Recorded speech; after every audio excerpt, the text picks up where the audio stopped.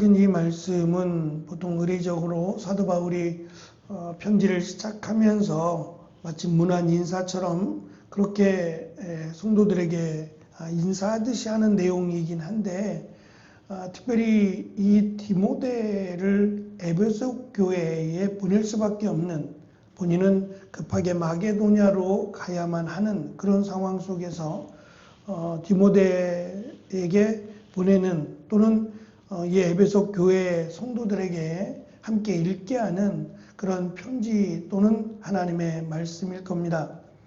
특별히 이 말씀 가운데 물론 말씀드린 것처럼 의례적으로 하는 내용도 없지 않아 있지만, 이 내용들 또는 이어지는 내용들을 쭉 살펴보면 모세와 여호수아에 대한 느낌이 확 들어옵니다.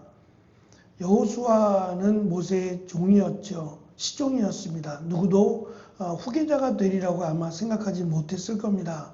그런데 하나님께서 여호수아를 모세의 그 뒤를 이어서 그 일을 맡아 감당할 선지자로 여호수아를 세우게 됩니다. 어떤 면에서 모세도 당황스러워했을 겁니다. 만약에 여호수아가 후계자인 걸 알았다면 보다 더 많은 것을 제대로 아마 가르쳤을 가능성이 많은데, 후계자로 세우게 된 것은 모세가 이제 그만이라고 하는 하나님의 스탑의 명령, 그만 여기까지다라고 하는 명령을 받은 뒤였기 때문에 아마 그 부분을 신경 쓰지 못했을 겁니다. 바꿔 말하면 모세가 그렇게 신경 쓰지 않아도 하나님이 모세와 함께 하심으로 모세가 감당했던 것처럼 여호수아와 하나님이 함께 하시면 충분히 감당할 수 있다라는 것을 전제로 가르쳐 줍니다. 지금 디모데는 우리가 잘 아는 것처럼 사도행전에 기록된 디모데가 이 바울로부터 이 에베소 교회의 사역을 감당할 수 있도록 어쩌면 처음으로 소개되는 교회를 맡는 이 담임으로 보내게 되리라고는 생각하지 못했을 겁니다. 그런데 디모데를 보낸 것이 즉흥적인 것이 아니라 내용을 살펴보면 분명히 하나님의 뜻이고, 또 이것을 통한 하나님의 계획이 있다라는 것을 바울은 확신했고, 또 디모데를 보내면서 이것이 나의 뜻이 아니라 하나님의 뜻이다라는 것을 분명히 강조합니다. 무엇보다 중요한 것은 자신을 사도로 부르신, 사도가 될 자격이 전혀 없는 자신을 사도로 부르시고 지금까지 사용하신, 말씀드린 것처럼 이 디모데 전후서가 바울의 유언과 같은 말씀입니다. 그렇다면 적어도 몇십 년 동안 사도 바울이 하나님의 일을 맡아서 예수 그리스도의 복음을 전하는 일을 감당해 왔고, 또 많은 열매가 있었습니다. 그래서 아마 지금쯤 사도 바울이 디모데 전후서를 보낼 때쯤이면 누구도 부인하지 못할, 사도 바울은 분명히 하나님이 세우신 하나님의 사도다라고 하는 것을 누구도 인정했을 겁니다. 이렇게 자기를 여기까지 인도하시고 또 함께 하신 하나님의 은혜와 능력이 디모데에게 함께 하실 것이다 라고 하는 확신도 주고, 특별히 이 디모데의 연소함이라든지 여러 가지 경험이 부족했을 수도 있습니다. 그럴지라도 분명히 하나님이 함께 하시고 도와주신다면 감당할 수 있을 것이다 라고 하는 내용을 담고 있다라는 느낌을 많이 받습니다. 무엇보다 중요한 것은 하나님이 부르셨다는 것이고, 그리고 함께 하신다라고 하는 이 확신을 가지고 기도하면서 하나님의 은혜를 구하며 감당할 것을 사도 바울은 권면하고 있습니다. 이 디모데 전후서 또는 디도서를 보통은 목회서신서라고 부릅니다.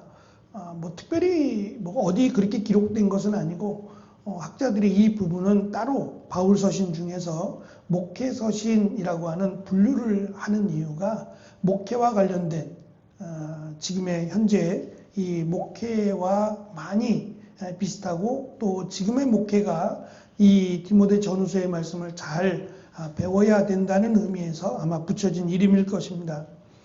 오늘 우리가 읽은 1절과 2절의 말씀은 사역의 본질과 그리스도인의 정체성 그리고 우리가 누려야 할 복음의 원리를 압축해서 가르쳐주고 있다라고 봅니다. 먼저 바울은 자신을 그리스도의 사도라고 소개합니다. 사도라는 말은 이 합성어인데 보냄을 받은 자라고 하는, 그냥 풀어놓으면 보냄을 받은 자라고 되어 있습니다. 근데 이 말은 사실 군사용어입니다. 전쟁 중에 이 전쟁에 대해서 뭐 어떠한 그 왕이나 황제나 이런 사람들의 황제의 서신을 가지고 적진에 가서 황제의 서신 또는 황제의 어떤 의견을 전달하는, 어쩌면 그 왕이나 황제의 그 전권을 위임받은 대사를 말할 때 바로 이 사도라는 단어를 썼습니다. 그래서 사도라고 하는 것은 하나님으로부터 보내심을 받은 자로서 하나님의 전권을 위임받은 대리인이라고 볼 수 있을 겁니다. 다시 말하면 이것은 사도 바울의 개인적인 어떤 의견이나 감정이 아니라 하나님의 뜻을 위임받아서 그 내용을 전달하는 역할을 내가 사도로서 받았다라는 것을 강조합니다. 바울은 쉬운 성경은 예수 그리스도의 명령으로라고 이걸 풀었어요. 이런 부분은 좀 아쉬운데, 사도 바울은 의도적으로 예수 그리스도를 그리스도 예수라고 바꿔요. 물론 예수 그리스도나 그리스도 예수가 뭐가 다른가라고 할 수 있지만 보편적으로 예수 그리스도라고 사용을 하는데, 사도 바울은 의도적으로 이 순서를 바꾸는 겁니다. 왜냐하면 구약에서 그리스도는 헬라어, 히브리어로는 메시아인데, 구약에서 강조해왔던 이 메시아라고 하는 하나님의 보내심을 받은 자이기도 하지만 또한 하나님이신 그 메시아가 바로 예수라고 하는 것을 강조하기 위해서 그리스도를 앞에 둡니다. 그래서 그리스도가 누구냐, 메시아가 누구냐, 바로 예수님이 메시아시다라고 하는 것을 지금 디모데에게 의도적으로 밝혀요. 더 강조하고 싶었던 거죠. 그래서 교회에서 어떠한 직분을 맡거나 또 하나님의 일을 맡을 때 이것이 나의 선택이나 또는 단순한 누구 개인의 선택이 아니라 함께 기도함으로 함께 일을 감당하면서 세우게 된 일이라는 것을, 그래서 하나님의 선택이다, 하나님께서 나에게 일을 맡기셨다라고 하는 것을 우리가 기억함으로 하나님의 일을 감당해야 할 겁니다. 두 번째는 바울은 하나님과 그리스도를 특별한 칭호를 사용해서 설명을 합니다. 먼저 시작이 우리의 구주라고 되어 있는데 우리의 구원자라고 하는 뜻입니다. 구원자 또는 구주라고 하는 말은 당시 로마의 황제가 자신을 지칭할 때 그렇게 표현했어요.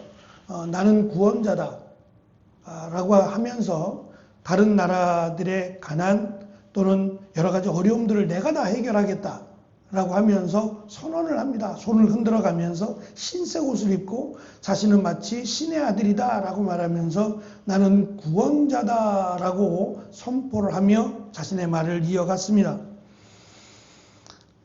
바울은 그 모습을 그것이 구원자가 아니다 라는 식으로 하나님만이 우리의 진정한 구원자이시고 또 예수 그리스도만이 진정한 구원자다라고 하는 것을 의도적으로 밝힙니다. 그리고 이 구원자가 주시는 진정한 소망이 이 로마 황제가 말하는 내가 전쟁으로부터 건져주겠다, 고난과 핍박으로부터 건져주겠다고 선언하지만 전혀 근거 없는, 말도 되지 않는, 오히려 전쟁을 일으키고 전쟁을 일삼는 자라고 하는 것을 누구나 다 압니다. 그러나 하나님께서 우리에게 주신 이 소망은 바로 예수 그리스도의 부활에 근거한 소망입니다. 우리를 사망으로부터, 영원한 죽음으로부터 건져주신 그런 진정한 소망이 바로 예수 그리스도로 말미암았다라는 것을 다시금 디모데에게 강조합니다. 바울도 그랬듯이 디모데도 그 소망을 가지고 이 사역을 감당해야 한다는 거죠. 우리의 생명까지 내어주신, 우리에게 참 소망을 주시고자 자신을 내어주신 그 하나님의 사랑을 기억하면 맡긴 일, 하나님께서 허락하신 이 일을 감당함에 어렵겠죠. 사도 바울도 어려웠는데 디모데가 어렵지 않다라는 것은 이거는 뭐 말도 안 되는 일입니다. 더군다나 가장 많은 문제를 갖고 있었던 교회 중에 하나가 에베소 교회였습니다. 그런 교회에서 과연 디모데가 어떻게 무엇을 잘 감당할 수 있을까요? 하나님께서 인도해 주시기를 이 소망 가운데 확신하고 또 기도하면서 감당할 것을 바울은 권면하고 있습니다. 마지막 바울은 디모데를 향해서 믿음 안에서 참 아들이라는 말을 합니다. 제가 모세와 여호수아가 생각난다고 말씀드린 이유도 아마 이 부분에 있는데요. 그냥 아들이라 그래도 됩니다. 물론 육신적인 아들은 아니고 영적인 아들이죠. 그런데 여기다가 참이라고 하는 진짜 또는 누구도 의심할 수 없는 내 아들, 정당한 혈통이라고 하는 의미를 담은 참 아들이라고 하는 말을 썼어요. 이렇게까지 표현한 이유는 바울이 이 디모데를 진정한 아들로 생각하고 보냈다는 겁니다. 골탕 먹이기 위해서 너 한번 당해볼래? 나는 나 정도 되니까 이 일을 감당했지 너는 안 될 거야 라고 하는 전혀 그런 의미가 없다는 겁니다. 누가 아들에게 그런 걸 맡기고 그런 걸 시키겠어요. 마찬가지로 참 아들이라고 하는 것은 사도 바울이 정말 사랑하고 정말 디모데를 생각하기 때문에 보냈다라는 것을 지금 의존적으로 강조합니다. 그러면서 제가 말씀드린 것처럼 보편적으로 은혜와 평강이 너희에게 있기를 원한다라고 하는 두 가지를 강조했습니다. 하나님의 은혜, 예수 그리스도의 은혜, 그리고 우리를 대속하심으로 우리에게 허락하신 이 구원의 은혜에 대해서 평강이라고 하는, 두려움을 갖지 말라라고 하는 두 가지의 복음의 핵심을 담았는데 여기에는 한 가지 더, 자비라고 번역된 긍휼이라고 하는 단어입니다. 어쩌면 이 긍휼이라고 하는 단어가 사도 바울에게는 평생 그의 마음의 한구석에 새겨진 단어일 수도 있어요. 누구보다도 사도가 될 수 없는 자격, 그리고 이 예수 그리스도를 부인하고 회방하고 대적했던 사람이 자신인데 그러한 자신을 사도 중에 한 사람으로 세우셨다. 예수님과 3년 동안 함께하지도 않았고 예수님의 부활을 목격하지도 않은, 어쩌면 기준조차 되지 않는 자격이 없는 자신을 사도로 세우시고 부르셨다라는 것은 하나님의 은혜와 자비, 긍휼하심으로 말미암았다라는 것을 늘 가슴 한켠에 있었을 거예요. 아마 그것 때문에 사도 바울은 이 사역을 감당할 수 있지 않았을까라는 생각도 가져봅니다. 목회를 함에 있어서 디모데에게 자신의 경험, 이 모든 것들이 하나님이 나를 사도로 세우신 그 자비하심과 긍휼을 잊지 않았기에 이 사역을 감당했던 것처럼 디모데도 하나님이 어떠한 기준이나 어떠한 그 자격이 있어서 디모데를 지금 에베소 교회로 보내는 게 아니라 하나님의 긍휼하심으로, 하나님의 자비하심으로 너를 보낸다라는 것을 잊지 말라는 겁니다. 이것이 하나님의 은혜요, 또 하나님이 함께 하신다라고 하는 평강이 함께 임할 것이다 라는 것을 의도적으로 강조하면서 디모데 전서의 말씀을 시작합니다. 우리와 비교해 보면 우리 역시도 하나님의 부르심을 받은 자들입니다. 누가 뭐라고 해도 우리가 여기까지 올 수 있었고 하나님의 일을 감당할 수 있는 것은 하나님의 은혜 그리고 하나님의 긍휼하심이라고 말할 수 있을 겁니다. 그렇다면 자격 없는 나를, 부족한 나를 하나님이 부르시고 하나님이 쓰시기에 편하시고 쓰시기에 합당한 자가 되는 것이 우리가 해야 될 첫 번째 모습이 아닐까라고 생각합니다.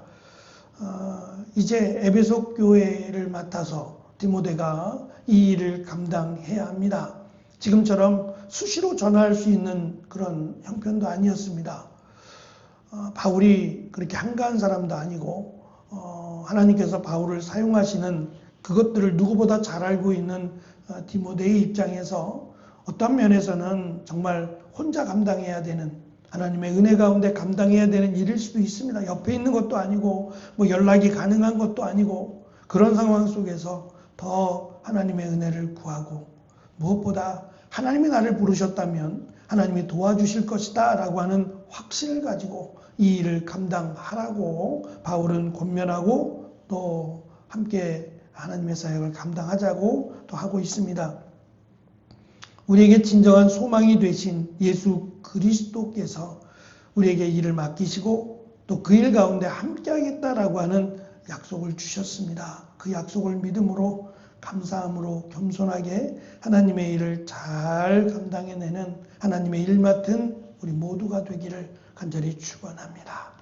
기도하겠습니다.